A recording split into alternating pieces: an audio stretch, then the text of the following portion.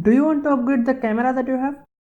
Let me help you in this method by giving some information about two types of lenses. Hey guys, I am Bishal, and in this video I'll be talking something about prime and kit lenses. So without wasting our time, let's get into it. Kit lens. These are the lenses that comes with the camera and they have an adjustable focal length and they comes with a lower price. Prime lens. These are the lenses that comes with a fixed focal length and they have a wide aperture. The basic difference between kit and prime lens is a zoom factor. In kit lens, you can zoom in or zoom out, or you can say that you can change the focal length of the kit lens. But in prime lenses, you can't change the focal length. You have to move yourself to bring the subject in the frame. There is a huge advantage of having a prime lens. Although you can't change the focal length, but you can click brilliant low light photographs with it. A prime lens has an aperture of 1.8. due to which you won't have to increase the ISO as much and you will get a brilliant photographs at low light. On the other hand, kit lenses don't have such wide aperture. Even their aperture decreases when you increase the focal length, and that's why you have to increase the ISO, and an increased ISO results in the increase in the grain.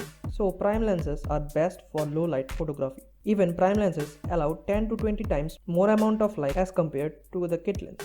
If you are in portrait photography, you must have a prime lens because it has a huge aperture that leads to a brilliant blurred background. I am a still life photographer and I always shoot in low light. That's why I need a prime lens. But I don't have a prime lens. The answer of the question that why I don't have a prime lens will be answered at the end of the video. Focal length. As I have said earlier, that prime lenses has a fixed focal length. It means you can't zoom in or zoom out through a prime lens. Now it creates a huge problem for the landscape and wildlife photographers. Landscape photographers uses the lenses with smaller focal length, usually of 10 to 20 mm, and while you are in landscape photography, you can ignore the aperture. Now if you want to understand aperture, I have a separate video on this topic.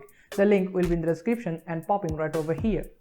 If you are in wildlife photography, your main priority will be an increased and adjustable focal length that usually starts from 100 mm, and you can ignore the aperture. Price range. Zoom lenses or kit lenses comes with a lower price, but prime lenses comes with a huge price tag. Now remember the question that I have asked, that why I don't have a prime lens? The answer is I don't have so much money. That's why I didn't buy the prime lens. But you can help me by subscribing my channel and sharing the links of my channel. So do it. Thank you. How to buy? Now it is very difficult to understand that which lens should you buy because both the lenses have advantages and disadvantages. Let me help you in this question. If you are in landscape and wildlife photography, just go for a zoom lens because there you get the zoom in and zoom out option. And if you are in low light portrait, still life and food photography, you must have a prime lens because most of the time you will be shooting in low light and you need an extremely blurred background.